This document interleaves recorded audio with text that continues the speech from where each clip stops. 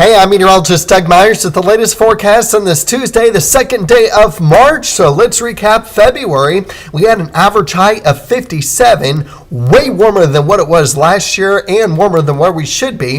And when you factor in the lows, it was 7.7 degrees warmer than where we should be for February standards. Believe it or not, we only got a trace of snow all of February. And we got 1.14 inches, which is 0.17 inches below average, with the bulk of the precipitation, or rain, falling on Valentine's Day, believe it or not. So it was a crazy month, and taking a look at where we should be for March. Again, that should say March on the banner there, but I got March everywhere else. So you get the idea. Average high for today, 51.29, and average high and low for the end of the month, 63 and 39. You'll notice that the sunrise sunset times change because daylight saving time begins this weekend. We lose an hour of sleep this weekend, so be prepared for that. We have a 30-year average precipitation of 2.25 inches and 1.7 inches worth of snow. So that's the 30-year average. What's the 30-day average? Well, probability of above average temperature or precipitation. And it should be no surprise with the forecast that you're going to see on the 8-day forecast. We're going to get precipitation with rounds of rain for much of this week. So we may be very active for at least the next week or so. Probability of above average temperatures for the for the entire month of March too. So overall, we're looking at fairly comfortable temperatures. Now, it will be a little bit warmer today compared to yesterday, where highs were stuck in the mid to upper 30s for several areas. I think we'll be at least closer to, if not in the 40s. But we also had a lot of precipitation, or at least getting close to 2/3 of an inch in Topeka and almost 3/4 of an inch in Emporia. Taking a look at radar estimated precipitation, or a lot of it was rain, but there was a little bit of winter precipitation mixing it in.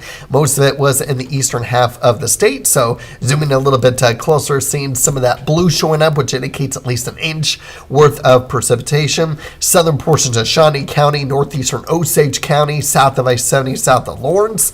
And that's where some of the heavier bands of some precipitation made its way through the area. Also around the Emporia area as well, some blue showing up. I think we're mostly dry for today. It is going to be cloudy. If we do get anything, it's only going to be a trace, but that could be important because this morning it might be enough to produce a few slick spots with some potential freezing drizzle. Otherwise, not expecting much. Highs in the 40s for today.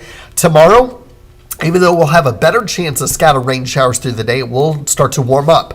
Upper 40s and low 50s heading into your Tuesday. So here's a look at Supercast. Cloudy skies for today. Any rain showers, or at least measurable rain, may not develop until after midnight tonight and continue into Tuesday, where scattered rain showers will exist all day. Doesn't mean it's going to rain everywhere all day. Just means it exists all day somewhere. And then once we get into Tuesday night and Wednesday, we'll continue to keep an eye on that chance of rain, increasing a little bit towards the afternoon hours of your Wednesday and into Wednesday evening. So we're going to have to take this weather pattern on a day-by-day basis. Right now, I'm still thinking today and Thursday are going to be the driest days relative compared to the other days. That does not mean the other days will be a washout. There just will be better opportunities that rain could have an impact on your outdoor activities, if you have any. Also, be mindful that lightning could exist. Now, I still think it'll be a little bit higher probability as we get towards the end of the week, especially that Thursday night through with Friday night time period. But we'll keep an eye on low probability of thunderstorms for the first part of the week as well.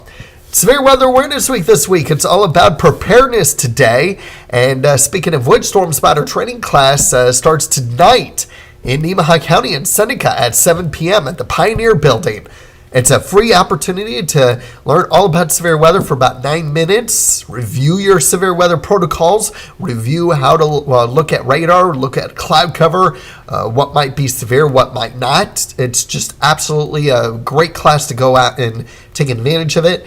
Tuesday in Topeka and Shawnee County at the Washburn Memorial Union. I'll be out there around 6:30, so if you want to come out and say hi, or if you have a weather radio you want to get programmed, I can get that taken care of for you before the class starts at 7 o'clock. Wednesday, it'll be in Franklin County at the Ottawa Memorial Auditorium. So speaking of preparedness, you need at least 2 ways to receive weather warnings. The sirens should not be one of them because you may not hear it in a raging storm outside with a lot of heavy rain and thunder. So have the NOAA weather radio to make sure that you have a way to receive weather radio or to receive weather warnings. Ignore that red icon or the red text there. I need to get rid of that. I'm sorry. I didn't realize it was put in there. I was reading that at the same time as I was talking. Ignore that. Weather radio is working perfectly. Don't worry about that. The weather radio or the weather app. This is a great opportunity to have the WIBW weather app. This is different from the news app. You should have 2 apps from us: the news app and the weather app. The weather app is where you get most up-to-date information. You're not going to get that on the news app, so you need to make sure that you have both apps, and you can customize it to follow you on locations. Of course, watching us on TV and on live streaming, it's also very important, and making sure that you are ready if a power is out with all the stuff that you need in your Go Kit. Just something to be aware of. Now, it's not going to be a huge risk, but it is a marginal risk of severe weather tomorrow. And this is mainly for late tomorrow into tomorrow night, where some possible hail could exist.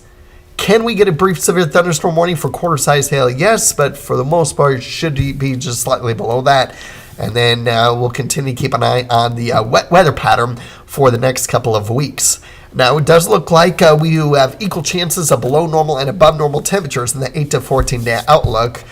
So that'll be a time frame to watch out for, as we might be ushering in some colder temperatures, or at least a little bit more seasonal temperatures, as we get closer towards the middle part of next week with the cold front pushing through. Until then, staying a little bit on the cool side today, and then warming up a little bit more so for the rest of the week. Keeping an eye on thunderstorms towards the end of the week, and maybe a slightly higher probability of severe weather on some of those storms. So stay tuned for that. As always, we're preparing, and we're going to prepare throughout the week this week with Severe Weather Awareness Week, talking about a different topic every day.